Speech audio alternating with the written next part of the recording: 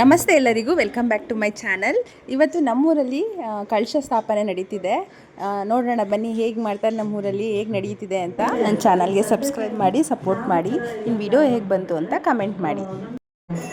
ಈ ಪೂಜೆ ಬಂದು ಕಳಶ ಸ್ಥಾಪನೆ ಮಾಡೋ ಹಿಂದಿನ ದಿವಸ ಊರಲ್ಲಿರೋ ಎಲ್ಲರೂ ಕೂಡ ಬಂದು ದೇವಸ್ಥಾನಕ್ಕೆ ಭೇಟಿ ನೀಡ್ತಾರೆ. ಆ ಪೂಜೆನ ನೋಡೋಕ್ಕೆ ಬಂದು ಎಲ್ಲರೂ ಸೇರ್ತಾರೆ. ತುಂಬ ಚೆನ್ನಾಗಿರುತ್ತೆ ನೋಡೋಕ್ಕೆ.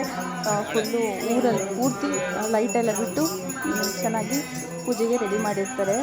ತುಂಬ ಚೆನ್ನಾಗಿರುತ್ತೆ. ಊರ ಹಬ್ಬದ ಥರ ರೆಡಿ ಮಾಡಿರ್ತಾರೆ.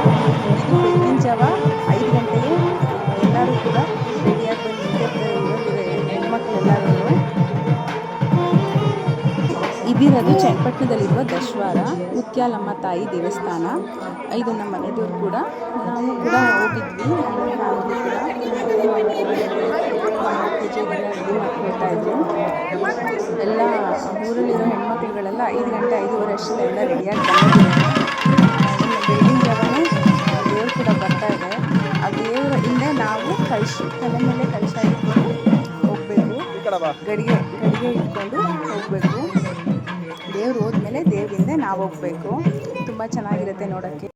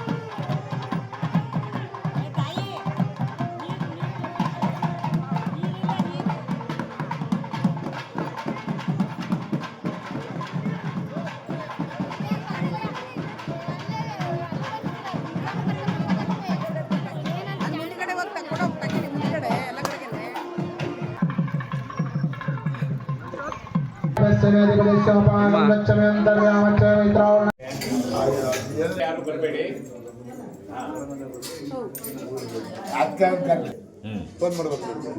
ಆಯ್ತು ಕಿತ್ತಂದ ಏನು ನಮ್ಮ ಪ್ರತಿ